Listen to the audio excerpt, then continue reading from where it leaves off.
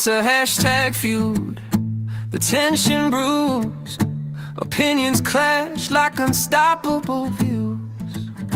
A digital brink where patience shatters with each post and each fiery scatter. Just retweets, clashes and echoes of grins. They say that the pen is mightier than the sword. Well, mine's a keyboard. So go to war if that's what makes you feel alive. I'll take it personally, but won't take it offline. It's like a drug, it's poison in my mind. My thumb is the trigger, and I've got you in my sights. And if it's all part of God's plan, I'd like to have a word with him. I'm not a fan, so take me to war. I hope it makes you feel alive. I'll take it personally, but won't take it offline.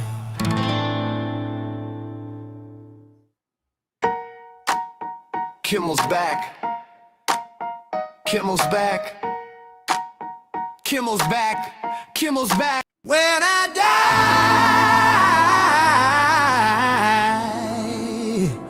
and they lay me to rest, I'm gonna go to the place that's the sweetest bed.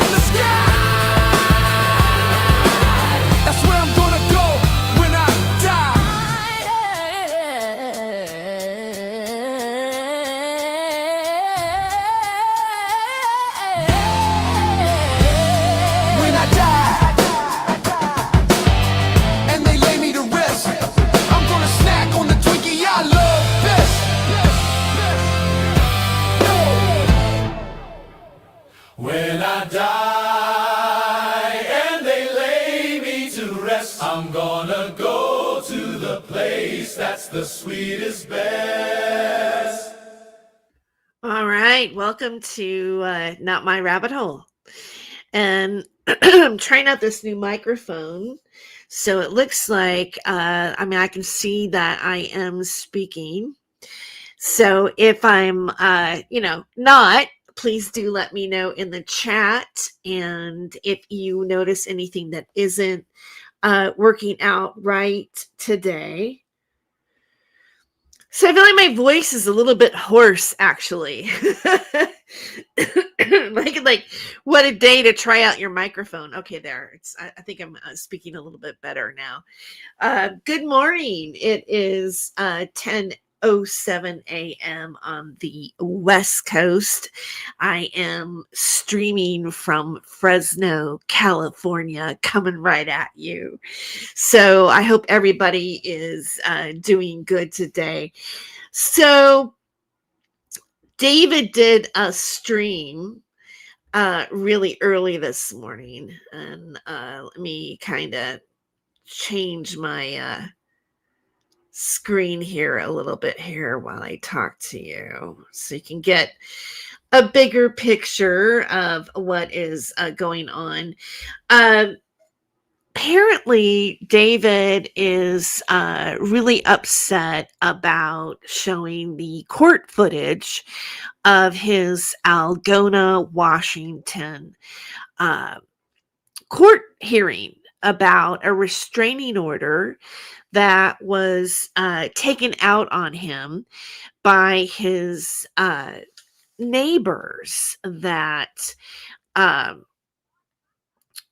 were complaining about the fact that he had taken pictures of of their license plates, their house. They were saying their names. They were talking about their baby. They felt that he was threatening their baby in the way he was talking about her or him. I don't know if it would, what the sex of the baby was, but it got to the point that it was really serious. And the judgment was that David Shurter was to stay away. I think like he couldn't get within 200 feet of his neighbors or the baby. It was the whole family. And recently, I did a video. It's called Sarah R. Adams from Divine Goddess to Internet Troll recently. And, as I was talking about her and then her relationship to David Shurter, and when you see when I show you his video this morning, I'm just setting it up, giving you he's going to talk about her because I guess it's about a month ago on December 18th, Sarah R. Adams, who her last marketing of herself is that she is a multi-dimensional life coach, whatever that is. I guess she can help you not only here in your life, but any other life that you may have ever had on any other planet, and help you be your best person. And Sarah sells a lot of products. No, she supports med beds. She has just recently caused herself and her client get intubated for a mushroom ritual that was being filmed apparently for a documentary for Vice on Netflix. And that's questionable. These people too that this incident happened with was the son of the comedian Steve Harvey. And in the United States, Steve Harvey is a pretty big deal. Pretty big, successful comedian. Way more successful than I will ever be. Probably. And I don't know where, who knows what happens in life, right? Anything could happen. Anything could happen in any moment. Your life could take a complete turn that you weren't expecting just in one day. And you're like, boy, on that day, everything changes. Now, there's a lot going on around David Shurter right now. There's a lot of people that are really scared of him and what he's done and the things that's happening on the internet. There are rumors, not just rumors, but I would say accusations or allegations against David. I think allegations is really the word I'm looking for. His ex-moderator, Sherilyn, and one of his ex-regulars in his chat and supporters, with Smokey the Clown. Okay. I first what came to mind is his real name because David's now doxed it. And let me just see what anybody might be saying in the chat. Nothing yet. Okay, so I'm assuming my audio is working well.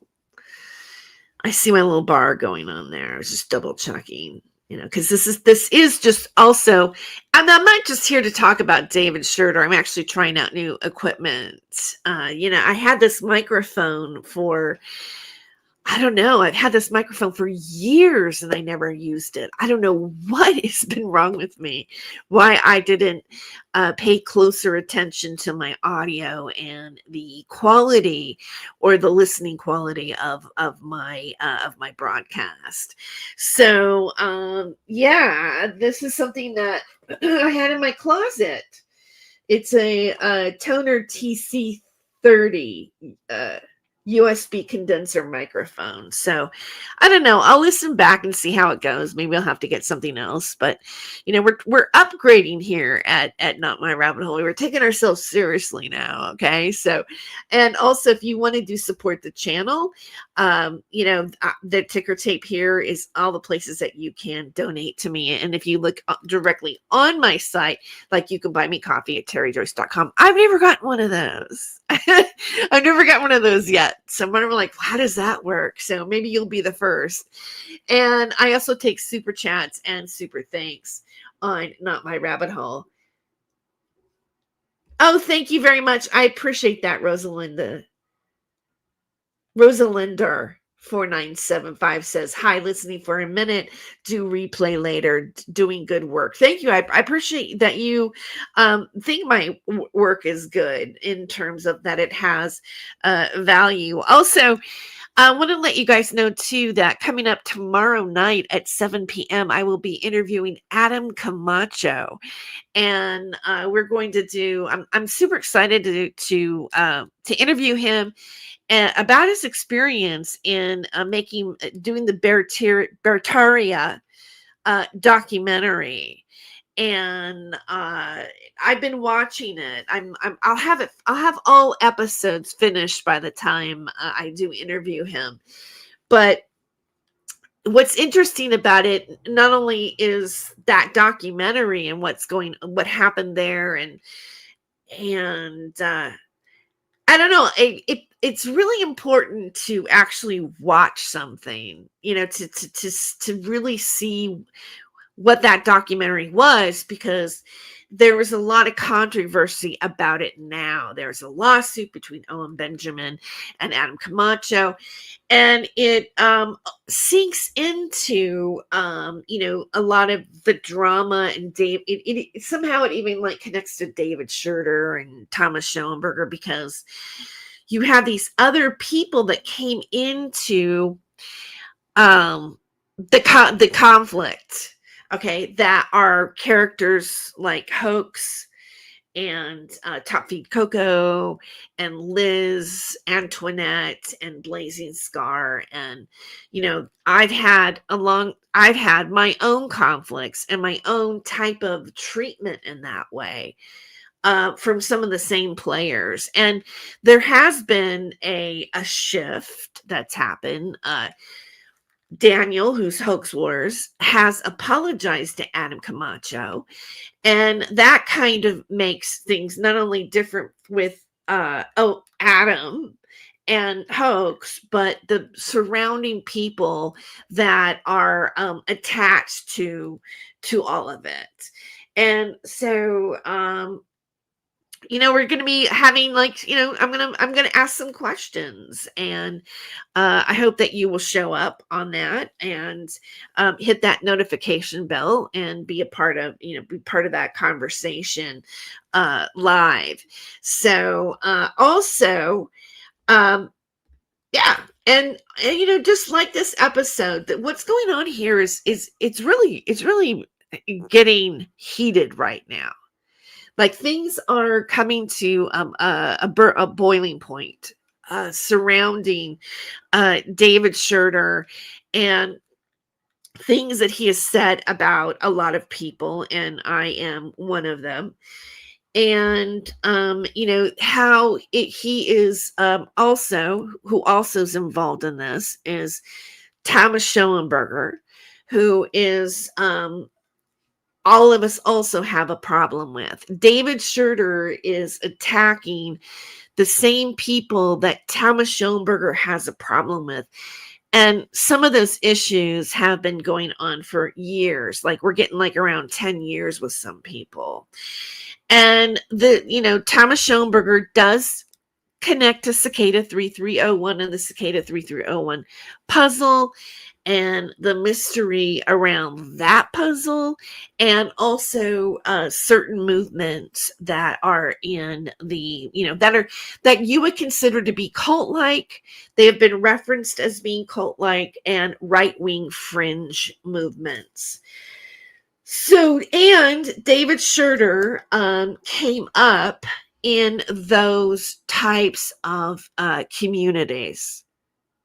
Okay.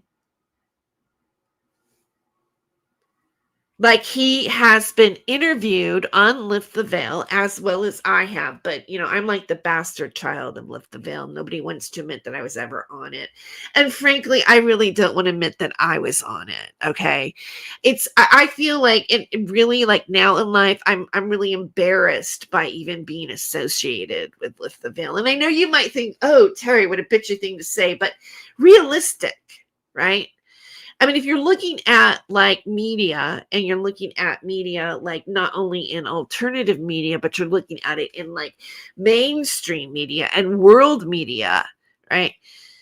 That is considered to be very conspiratorial and very, very, right wing. And unfortunately, there are videos of Nathan Stoltman denying the Holocaust, or at least saying he didn't think that it was 6 million.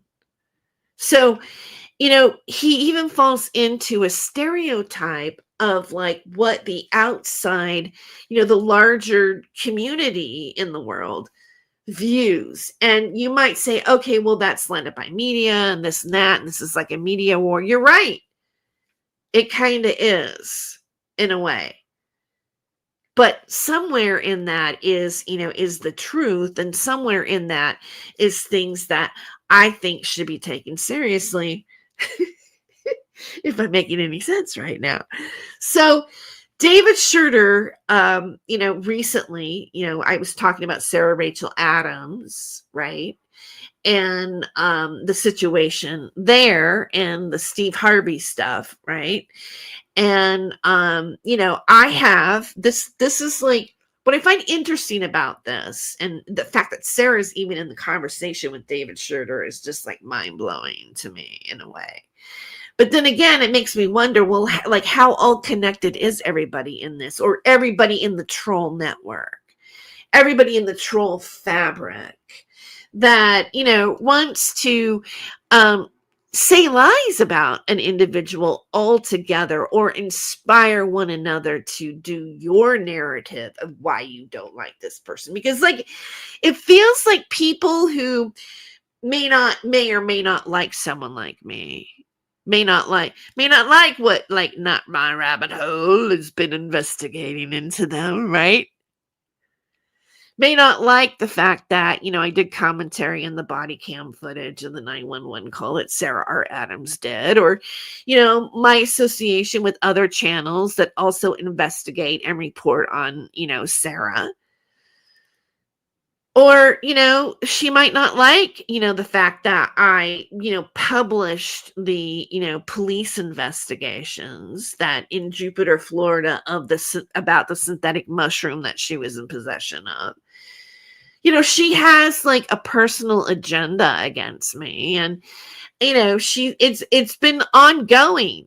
It's been about 6 years now, so much so that, how Thomas Schoenberger and everybody else calls me the wig and blah, blah, blah, blah, blah, right? I mean, Becky, #wig. Like, I think like right now on Blazing Scars channel, there's something that says #wig. Patrick, doing all the, cartoons and videos of me in a wig and calling it the wig, and, the wig 3 is coming, and the wig part 4, and, all of that stuff. Well, it's interesting to find out that Sarah was harassing me on Instagram with an account that said Wig Terry Joyce, and she changed it back in 2024. So how long was she doing that? How long has, Sarah been associated or, at least mimicked or participated in this type of, activity going on. And so I find that really interesting to explore it. And even when it comes down to like what's going on between like Liz and Adam and, Hoax, like who really is Hoax?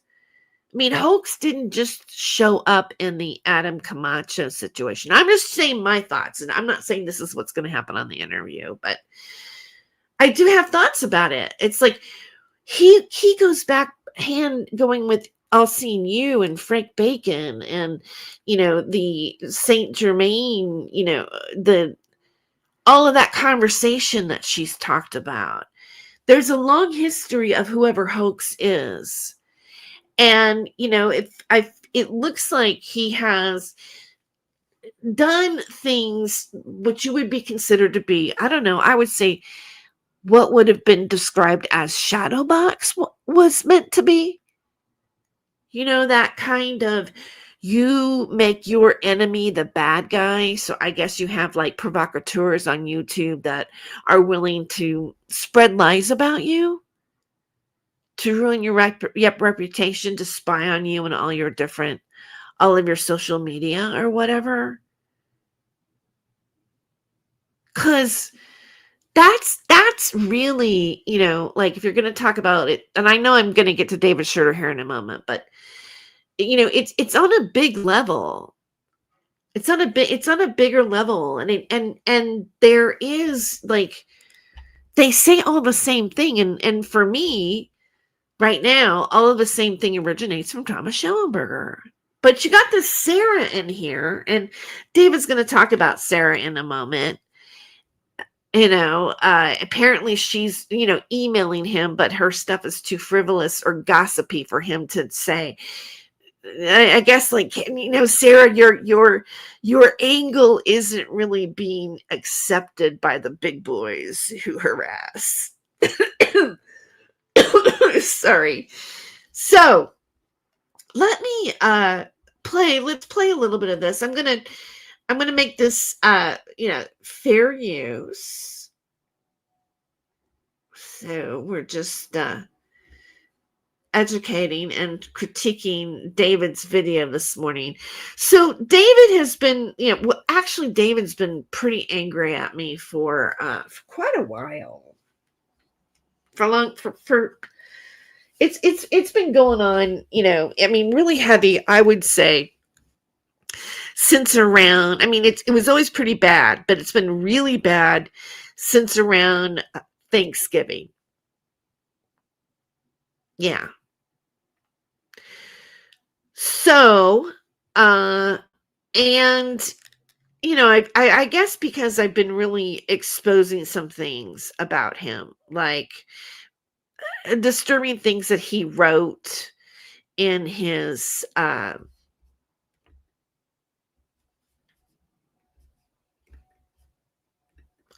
books about what he's done.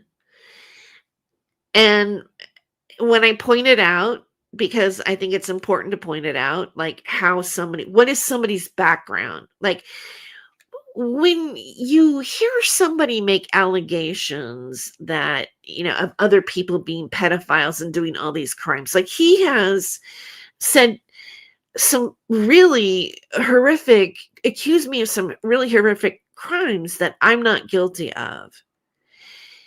And when you're hearing these kind of accusations, you're going to wonder, well, who's saying it? Like, what is the credibility of the person that's saying it? And that plays a very big factor in whether or not most people, or whether or not anybody should believe it or not.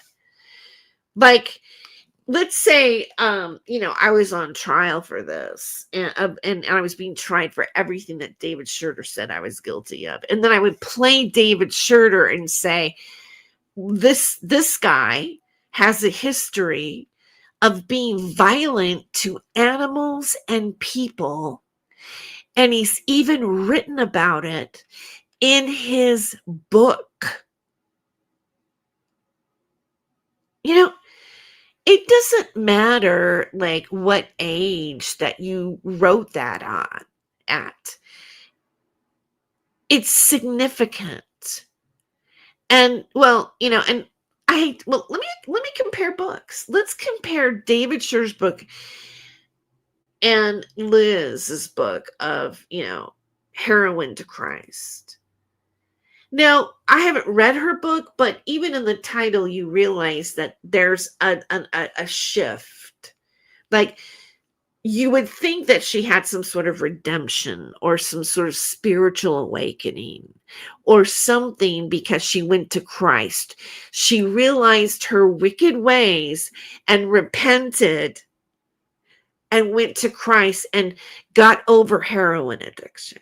That's what that is saying. But David, when you have a book called, when you're talking about doing these things in the book is titled Confessions of an Antichrist, it's basically saying I'm the Antichrist, really. Like it's not, there's no redemption even in the title of that book, which is the passages that I started quoting about David Shurter around that time.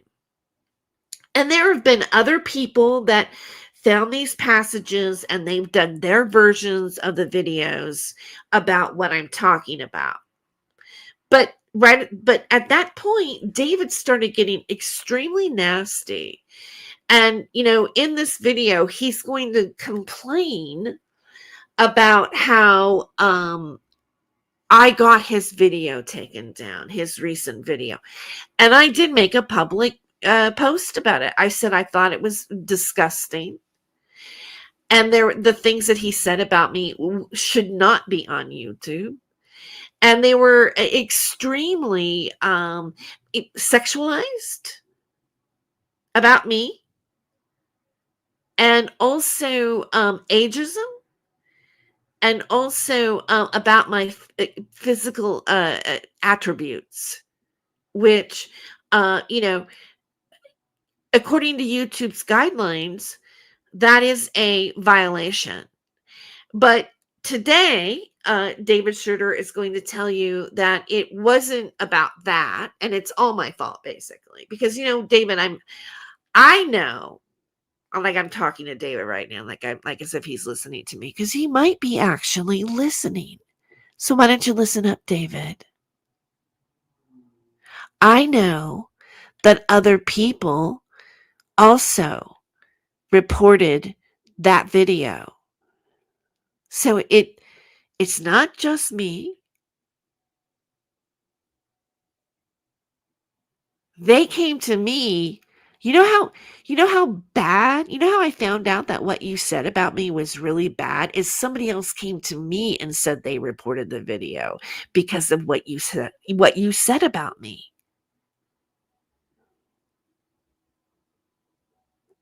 And that is the kind of like verbal abuse that David is doing on the internet, and yet he can't take accountability for it.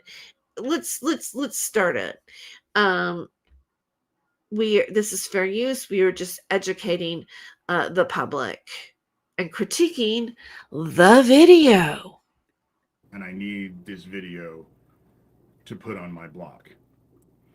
So Tara Joyce got the video down where I spoke about the unaliving of Lori King. And they're focused on Tara Joyce. Thomas Schoenberger keeps sending me crap about Tara Joyce. Sarah Adams just sent me something that was just nothing more than salacious gossip on Tara Joyce. Because David isn't like interested in salacious gossip. Not at all. No, not at all. They want me to speak about Tara Joyce because they want to use Tara Joyce to take down my YouTube station. See, all right. No, it's not that he isn't responsible for saying some really awful things about me. And, well, I won't go into that right now, but I do believe that David Shurter shouldn't be on YouTube anymore. All right?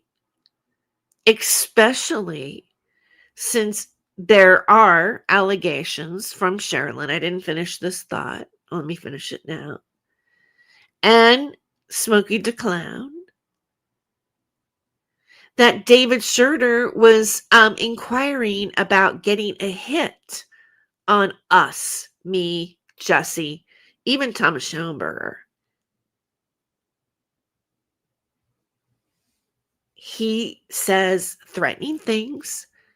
He even prays to be the person to be the one to tie the albatrosses around our necks. He prays that to God.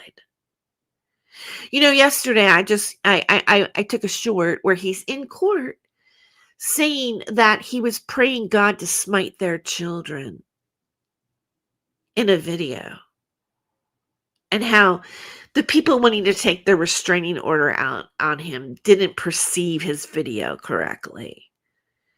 And so you're going to see David doing a lot of that kind of double talk. Like, no, you're not seeing what I really meant. You don't know who I really am. I never really did. There's a reason I'm the victim. David is the perpetual victim, but at the same time, a horrifying perpetrator. Let's continue. And so the things that I said, I still stand by. But from now on, when I deal with Tara Joyce, it'll be on my blog, not on YouTube. No more dealing with Tara Joyce on my YouTube. And what's interesting about this is that he says that, but then he names me at the end of the video as being a child trafficker with everybody else. So, he's not stopping. And what's the difference between, the blog or here, David? You don't get off the hook. Well, maybe your YouTube channel won't go down but it's evidence.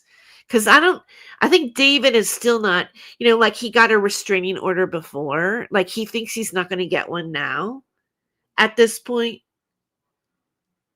Seriously. I mean, David, you would be better off like actually stopping what you're doing and going back to quilting for money. So there was some information that was removed. There's been a lot of stuff that has been spurring me these last few days. So let me reiterate the thing about Lori King, first of all, because that is an important aspect that was on that video that got erased. And I want that. So now it's going to be all about another conspiracy that he's been spinning around a woman named Lori King. And by the way, the woman that he mentions, Pat Goodwin, she had a restraining order on him too about this. He got fixated on this and got a restraining order out of it. Information back out there. The same weekend that Pat Goodwin was hosting the Ivory Garden Trauma and Dissociation Conference in SeaTac at the Marriott at SeaTac in Seattle. That very same weekend that she did that, Amber Volatin, who went as Shadow and Menagerie, drove 2.5 hours from her house to go get Lori King. Showed up at Lori King's house unannounced, sent Lori King's husband to the grocery store, and while he was at the grocery store, she loaded Lori King back up in her car and drove 2.5 hours back to her house. That Saturday night, when the Ivory Garden was celebrating because Sunday was going to be the last day of the second day of the conference, is when Lori King was unalived. They say that she committed suicide. However, after the conference, I was in Pat Goodwin's bedroom, which is where her computer was, on a Zoom call with Pat Goodwin and 5 other survivors from the conference who were telling us that Amber Volatin actually said that she was the one who fed Lori King pills. That Lori King. Okay, so he goes on about this for, God knows how long. And free range humans. Okay, now he's talking about Seren. Here we go. He's going to go into a little more of a diatribe. There was here. no conference after that. There was not a third annual conference because people were terrified to go to it. And who was all involved with that? Doug Mesner, aka Lucian Greaves, founder of the Satanic Temple, and his little friend Kara, Free Range Humans, aka Skills, aka Siren. The same idiot that came to my house and secretly recorded everything in my house for 4 days while Zachary was there to do my documentary. And she brags about it. She says that she hasn't released us because she lost the files. The reason why she hasn't released the files is because there's nothing on them. They got nothing on them.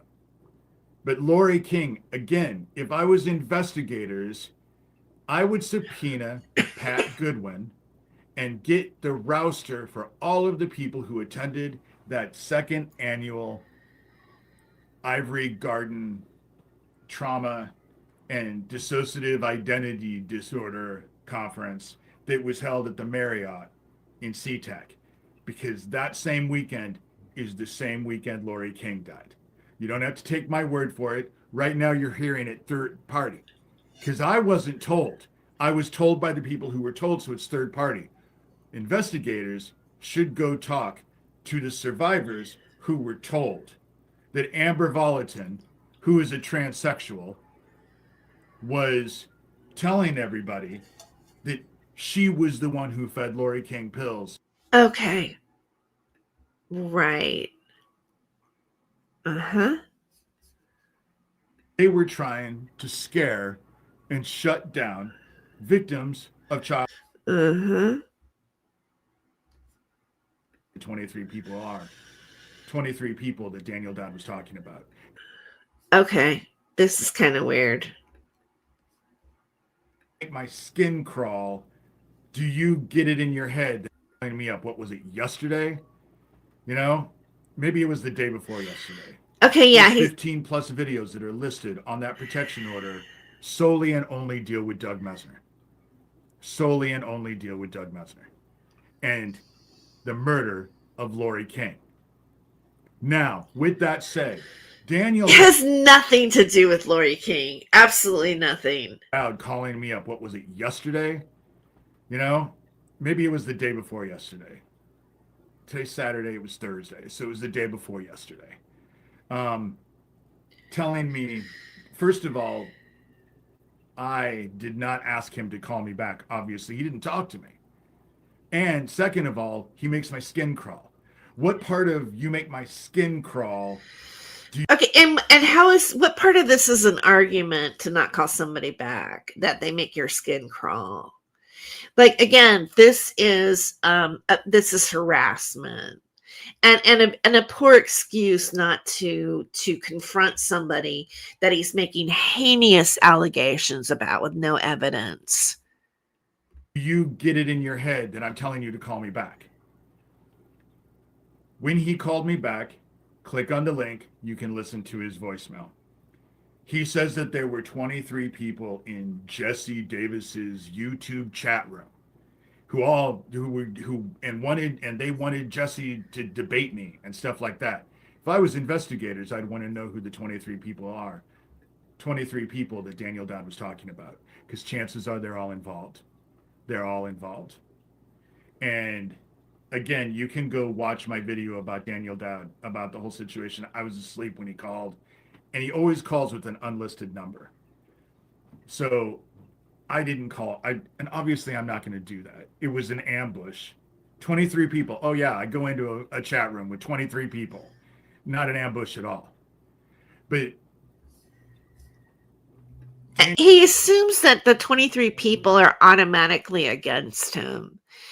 Like the only people that would be associated or watching Daniel Dowd's channel is obviously an enemy of his. So, David, I invited you, like when you came into when you were in your bathtub, so distraught about me commenting that You didn't owe any house taxes. You were notified. You were so distraught. I think it was Thomas. Did you say? I think you might have said it was even Thomas that told them. You get out of you don't even get out of the bathtub to dry yourself off to be in my chat. Like, you were willing to confront me and in my chat about me talking about you that you probably, I would think, also assume weren't your fans, although they might be. You don't know what reason somebody is like in your chat or viewing your video. And yet there you were, wet and nude in your bathtub, probably wearing glasses where one side of the lens gets steamed. You know, you're like a character. What's that character? Remember that guy was in the bathtub and it was like The Godfather, and like he never mind. Daniel Dowd brought out my sister Kathy in that conversation, saying that I was blaming Kathy for what happened when I was 13, when I attacked Chris. So it got me thinking about the whole situation with my sister Kathy. Interesting how like here we're going to go into children and a 1-year-old and his past when he was 13. Like, he's bringing it up, you know, this because a lot of people say, here he is going on and on calling other people pedophiles, and yet he beat and molested his 3-year-old nephew. And there's a baby around, and you're going to see a picture of him at the age of 13 holding this baby. So we had a 1-year-old in the Algona restraining order. Lots of videos are coming out. A lot of people talking about it right now.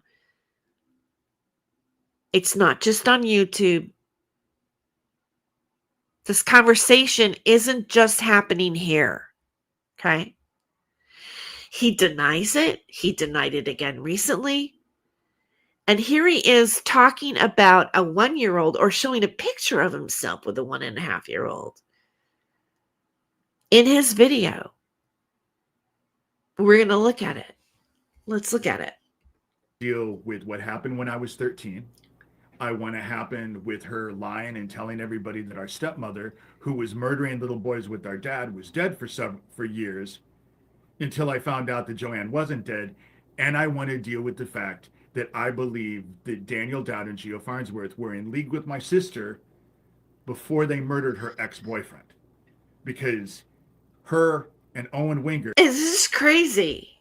Like, he is including people that he's attacked, that is attacking, right? Okay, he's been attacking Daniel Dowd and Gio for like 3 years now. And Thomas Schoenberger has clearly been emailing him and feeding him stories. And David has admitted that he's taken Thomas Schoenberger's information to harass us with. Yeah. Yeah. And now he's weaving that they knew his sister and conspired with his sister to take him down. Met at LFS, Lutheran Family Services. And decided to murder his best friend, Owen. This is like, who's going to believe this? I don't. It's not my rabbit hole. At a job. And they dated for 20 years. So I want to talk about all that. But first, let me deal with what happened when I was 13. First of all, I was a 13-year-old child who they're trying to vilify. So, with that said, this is me at 13. This is the Here we go. Here we go, folks. same weekend, the same 3 weeks that I went up there. What happened with Chris happened the first day. Guess who's taking the picture? It's not my mom, who's with me right there. It's not me, who's right there. My sister Kathy took this picture. So I'm supposed to be, do I look like an evil pedophile? Now, it dawned on me when I found this picture, I came across another picture. When they left me with Chris, who was 3 years old, Chris wasn't the only one of her kids that she left me with. She left me with Tony as well. And Tony was 1.5. You don't have to take my word for it. This is Tony and me. Okay. Now, Leah, let's play it out a little bit more here. At the exact same time, I was 13. I look like a vicious pedophile in this picture, huh? Just terrible, you know? And this picture was taken at the same time this picture was, because I'm wearing the same shirt. Okay, so let's just stop that there for a minute. And I'm going to take the screen share off of it. Let's give it. Let's look at this for a second. Like, what's going on here, really? David is showing pictures of, like, he admitted to harming these children at this age, right here. This is the time that it happened. And he's showing pictures. I'm going to let more of it play later. He's showing pictures of himself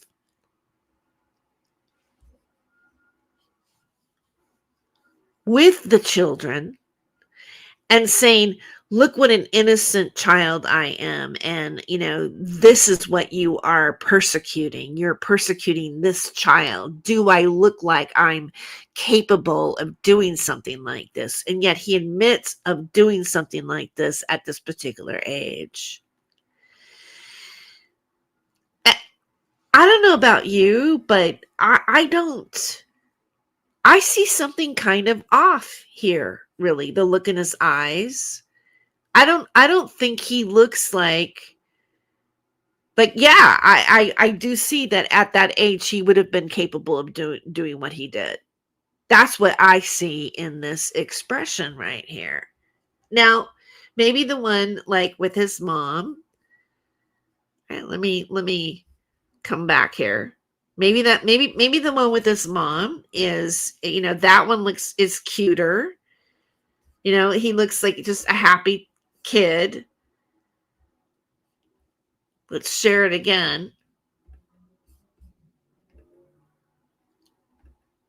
But the manipulation that he's doing, what he's doing is what you call a red herring argument. Like, instead of addressing, you know, the facts that he actually really did have a restraining order in Algona, Washington, for stalking his neighbors and making crazy claims that there was directed energy weapons, I guess, coming from them or from their location or whatever, talking about government secret CIA stuff and how he, you know, is you know, basically ill because of it. And then, you know, tells the court that, yes, in the video, he doesn't really, you don't really understand. I was like praying to God that God would smite the children. Like, I was praying for God to smite the children, not me, in that video. That's some crazy talk here.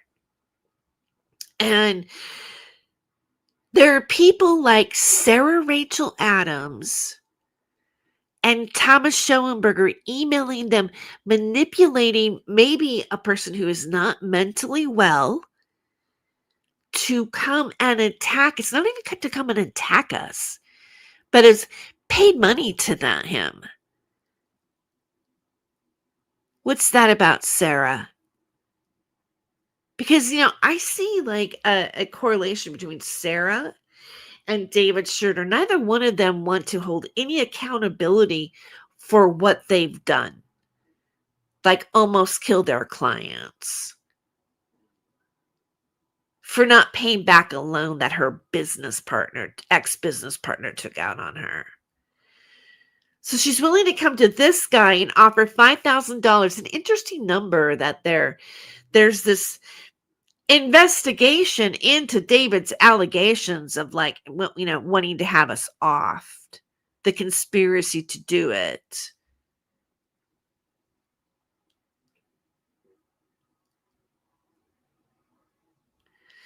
And she not only gets David to attack me, but her ex-business partner, a 2-for-1 deal. Ain't that right, Sarah? By the way, let me mention something else about Sarah. She posted a whole list of people, pinned it to her, I think, Facebook account or something like that. Some sort of, maybe it was Instagram, whatever. And she's, just going down a list of people and just smearing them and accusing them and saying nasty things about them. Carrie Cassidy, but still, the way she said it was very suable, really. And one of the people was Jay Weidner of Gaia TV. Yeah. Matter of fact, I posted it on my timeline. Let me see. I'll pull it up. Let's play a little more David. I'll look forward and pull it up. See, that's who I was at 13. Kathy was the adult in the situation. Chris, her 3-year-old, Tony, her 1.5-year-old, were my sister Kathy's kids. She was the adult. I was the 13-year-old. It happened the first day. Her and Bob Renstrom, which was Kathy Renstrom, and then Kathy Carnine, and then Kathy Carnine Bannister. Those are the 3 names my sister has, just for investigators. It'll become important in a minute. Who do you think? What do you mean, just for investigators? As if he has all these investigators out there. They're going to go, let me get right on it, David. Let me get right. I know those names are important. So Kathy left me with those kids all afternoon. And Chris, even at 3 years old, had behavioral problems because Bob was abusive. Of course, Bob was abusive. It's the whole reason why Kathy took her kids and went and moved into a family shelter for 6 months. And notice she moved into a family shelter and wasn't helped by Dad or Joanne or Cindy or Stephen or anyone else. There's a reason why, Kathy. So what I don't get is why we're even talking about this at all. It's it's unless it's something psychological. He's the Algona, Washington 1-year-old restraining order is real. It's true. Aussie John has, I was playing an Aussie John video. By the way, you can subscribe to him on Truth and Dare podcast. Go check him out. He's pulled up some really good. Now that's somebody doing investigating research into David Shurter's past. So, I want to thank him for letting me use that footage. And I made shorts out of it because shorts are important. People don't want to go through long streams. To give them the information. The facts are David Shurter got a restraining order. Let's play some more. She was on her own. But she's the one who took her kids from that abusive situation and moved into a shelter. She left me alone with those kids.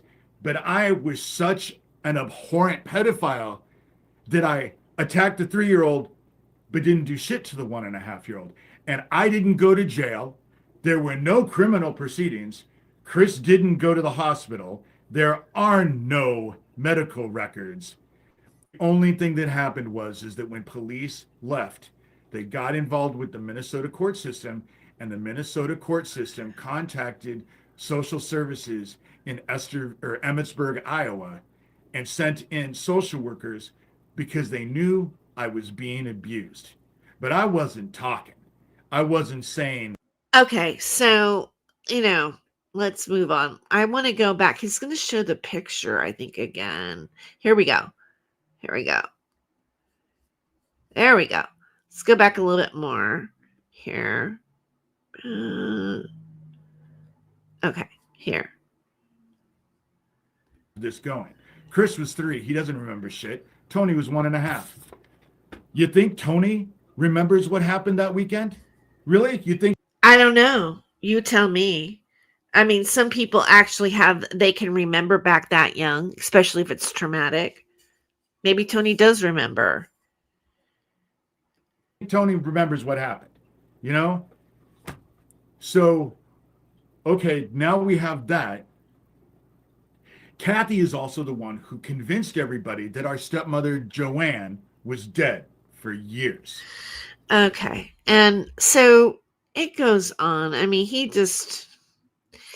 I think he mentions Sarah again, but it gets more interesting towards the end.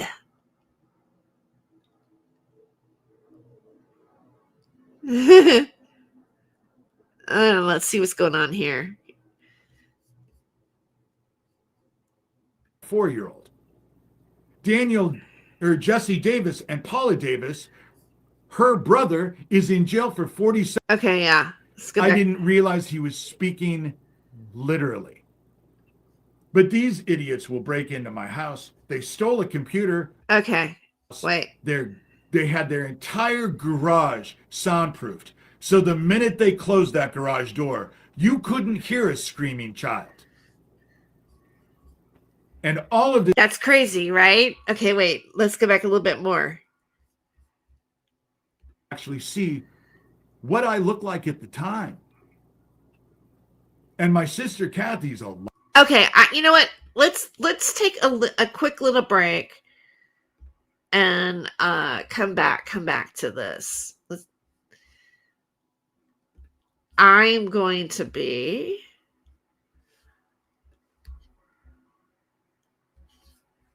right back.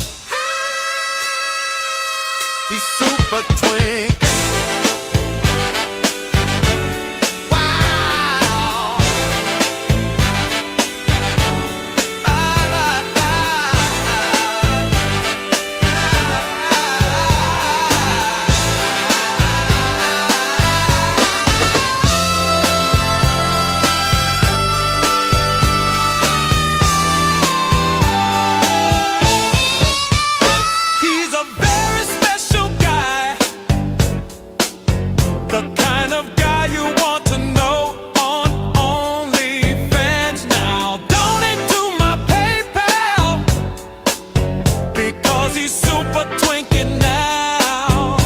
He's a super twinking, super twink.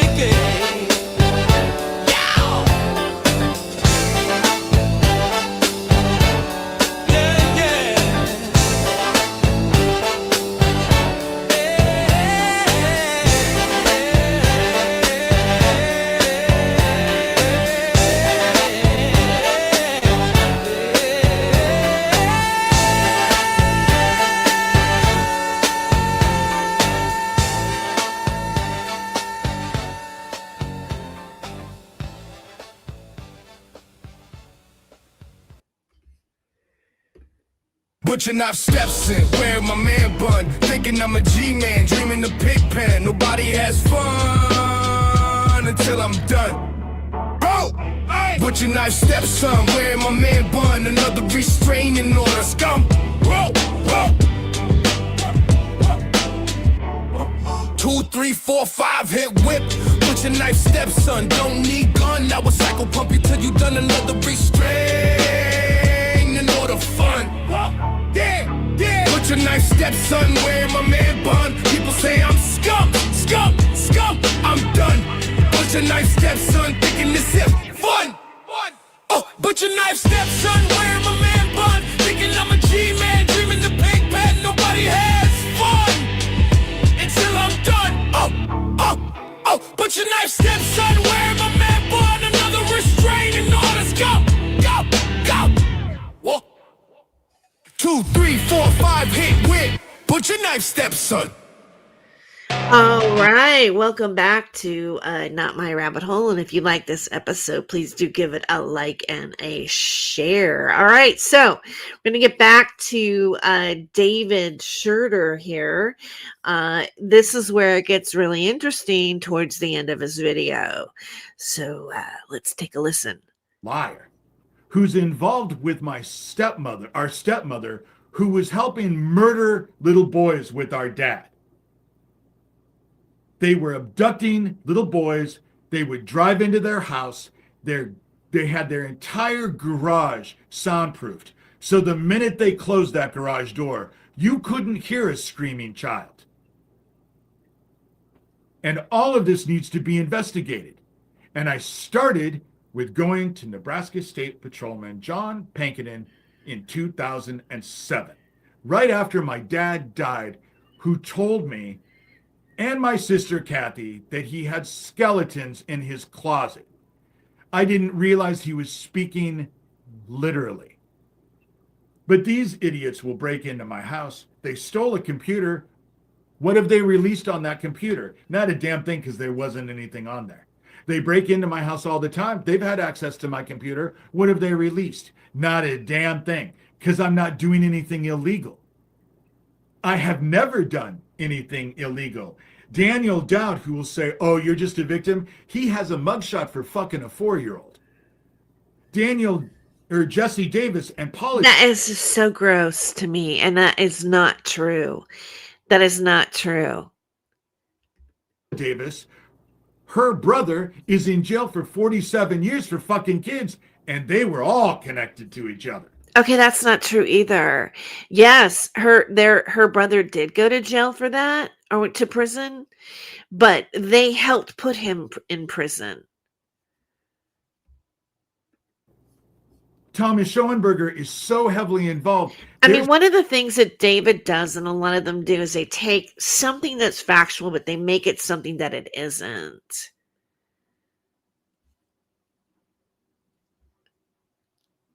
There's no one on the planet who knows more about these child traffickers and everything about them than Thomas Schoenberger. He's involved with everything and everyone.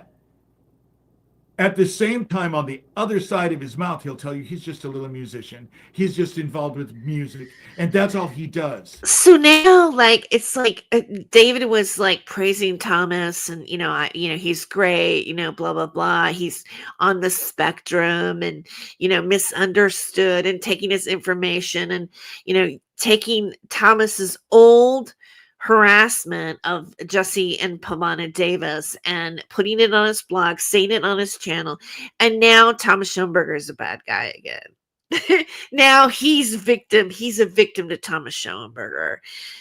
I don't know. Are you getting nervous about the FBI investigation or something, David? Like, you're like, oh no, wait, I don't know. Oh, you got Sarah Rachel Adams with police investigations for nearly killing her clients with an illegal substance in their state. And David still like uses their shit to abuses us, and then talks about how he's a victim of them as well. It's classic David Shurter. And yet, and Sarah Adams, I think that the unlisted phone number that you can go look at the screenshot that she sent me last night. I believe that's Daniel Dowd. Because they won't. So yeah, what screenshot is Sarah, sending you? like, you're outing your thing here, right? Or maybe it's just on purpose. Like I'm supposed to get all excited about it. No, you know what? I'm using it, because Sarah, I think you could be prosecuted on things at this point. So this is like some evidence right here. This is evidence of what you're doing. Oh, by the way, I found the Jay Weidner post that she made. Okay. And okay, so this is a post that she made. She never was really hired for Gaia TV. I think she might have like appeared in an episode with somebody. I don't know if it was David Icke or maybe it was the guy from oh, what's his name? He was like Coast to Coast. You know who I'm talking about, that guy. George Norrie. Something. Right? Or maybe she's on George Norrie. Anyway, she was at one point, she was living up in Colorado and she was like associated to Gaia TV people. She even told me people that, like one of the guys who worked there gave her a Jaguar.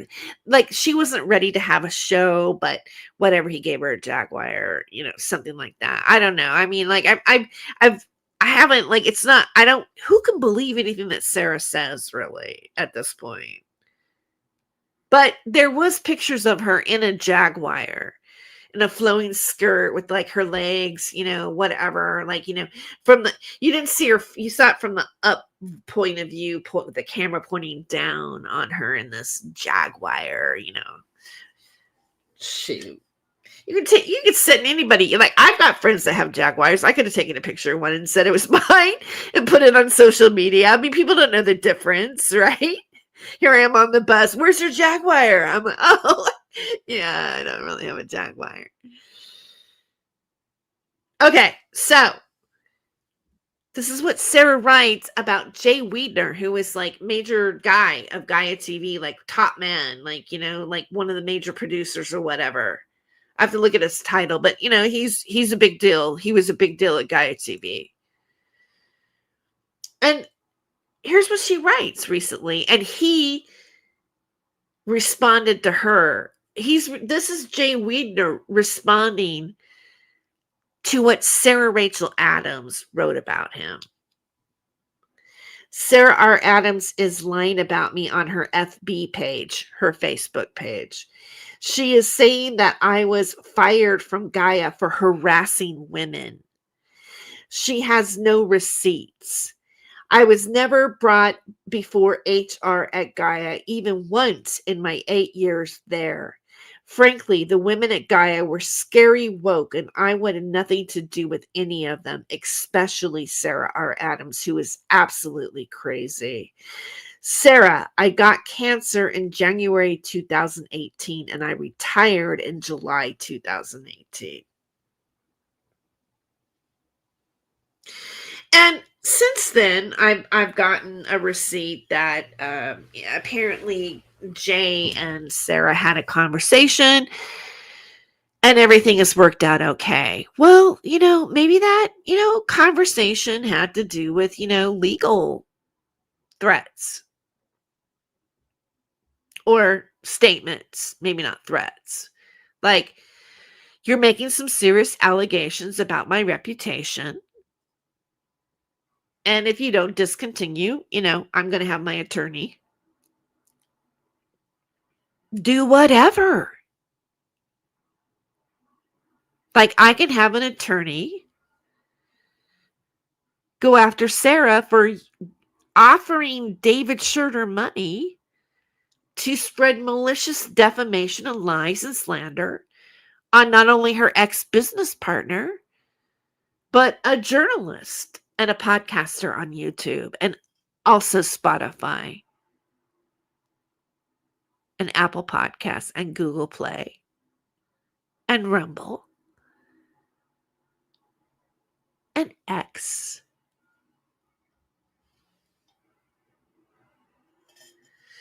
somebody who was like reporting about the fact that she nearly killed a celebrity's children.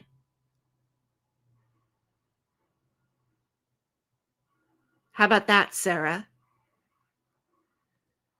What do you think? Do you think I could sue you? Because I think I can.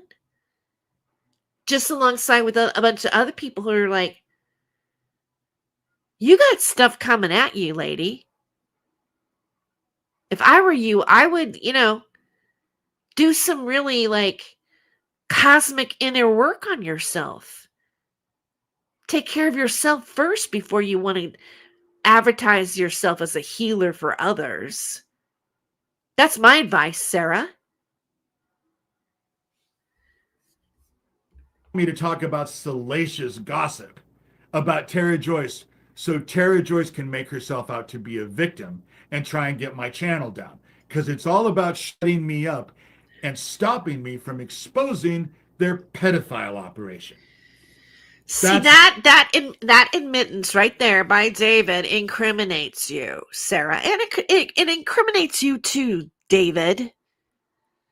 It doesn't make you innocent. What this is all about. That's why they will vilify me at 13.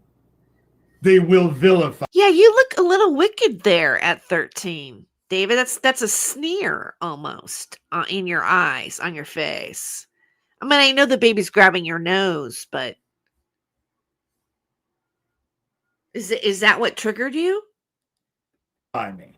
I just look like the most evil 13-year-old. Yeah, you look a little evil, David. Yeah, you look a little evil there. You do. I'm sorry. It's not the look of innocence. You're not laughing because of it. In this picture, don't I? Just the most, oh my God, the most heinous.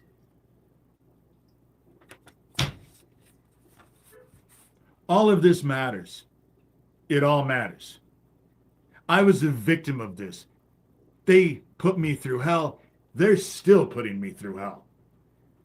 I'm on the verge of losing my house. And the only reason those taxes didn't get paid is because they murdered Owen at the exact same time they were due. And I spent a year just basically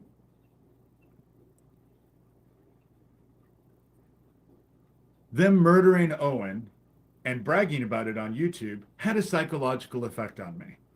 I'm disabled with post-traumatic stress disorder. Okay, I don't know. I've never I'm sorry. I don't know.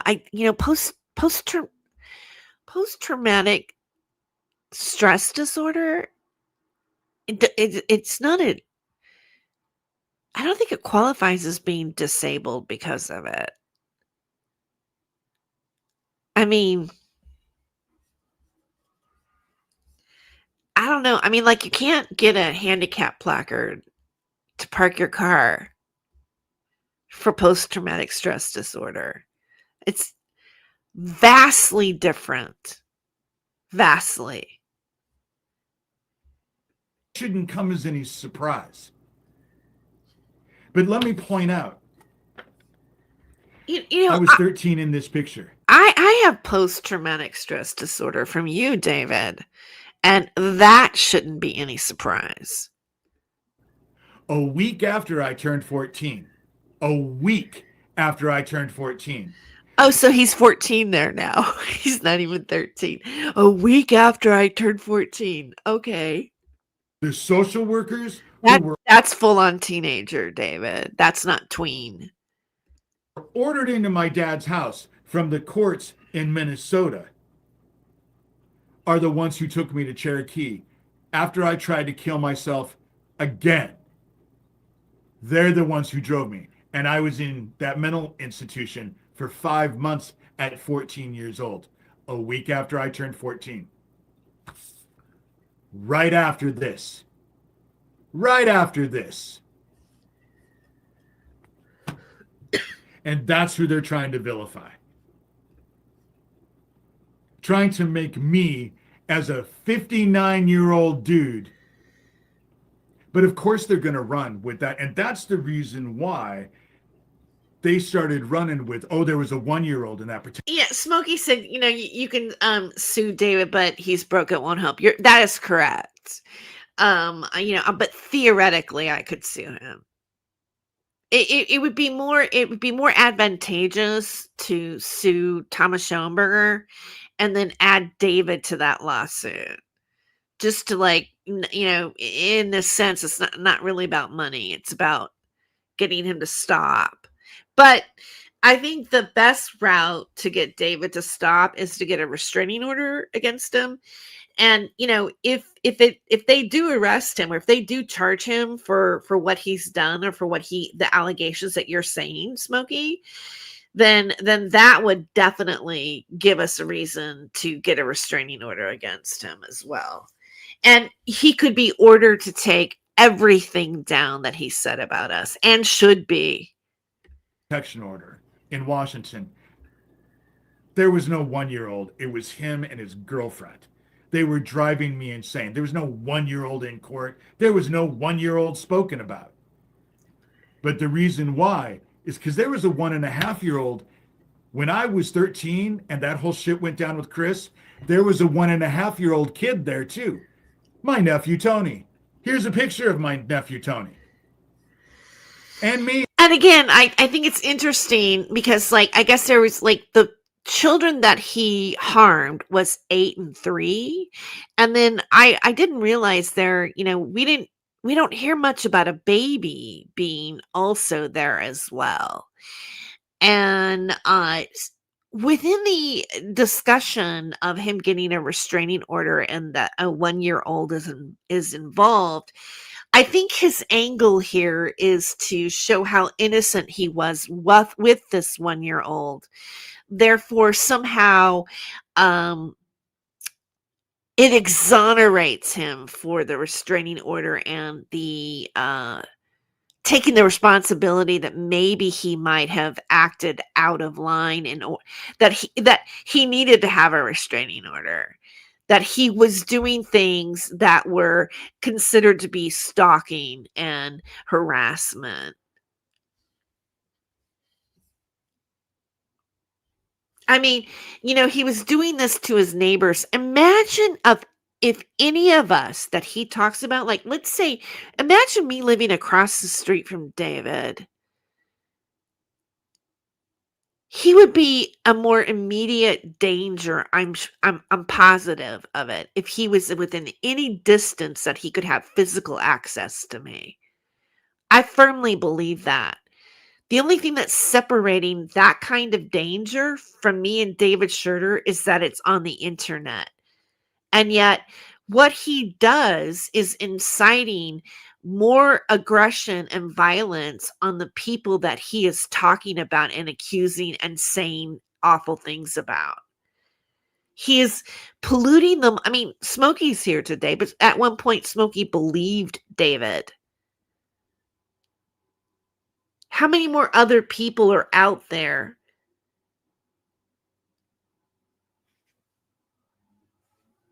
believing what David is saying about innocent people, and then deflecting his own responsibility for what he's done in his past? The past doesn't really go away, David. There's a line in that film. I've said this before, Magnolia. You may be done with the past, but the past isn't done with you. Something like that. I think it's even a biblical quote. And so you should take heed on that, David. I think it would do a lot of good for you. It would mean that as a perpetrator, because really, even though you were young, you still were the perpetrator. There's no denying that. Take your age away from it. You would have a realization of what you've done and a responsibility, maybe even a remorse for what you've done. But you show none of that, David. And therefore you're not evolved from this. The fact that it was years ago doesn't take away your responsibility and identification for what you've done. That is a coming to Jesus moment, which I don't think you've had, David. The same time that I was with my mom. And Kathy is the one who took this picture. This is who they're trying to vilify. And why are they trying to vilify me? So that no one listens to me about their fucking pedophile operation. That's why. So if you want to fucking buy into their bullshit, go fuck yourself. You worthless piece of shit. I hope they come for your kids next. If it's okay for other kids, then it obviously should be good for you. What's good for the goose is good for the gander. And if it's okay that they're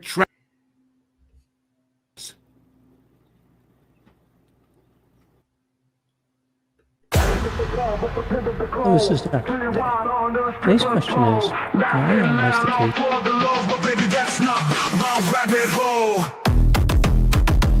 He ain't no Saint Germain, no crown, no name. He plays the game, sharp as a flame. Who's to blame for the stolen fame? A shadow dance in the devil's frame. Go in the rabbit hole, losing control, spinning wild on a stripper pole. Laughing loud, all for the lows, but baby, that's not my rabbit hole. City lights and sirens scream, truth and lies blend like a dream. Wicked smiles, a clever scheme, chasing gold in the neon gleam. Go in the rabbit hole, losing control, spinning wild on the stripper pole. Laughing loud, all for the lows, but baby, that's not my rabbit hole.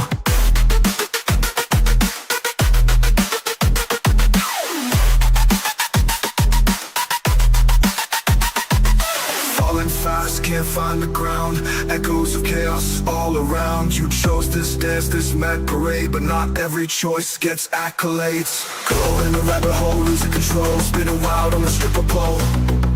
Laughing loud, all for the lows, but baby, that's not my rabbit hole. Laughing loud, all for the lows, but baby, that's not my rabbit hole.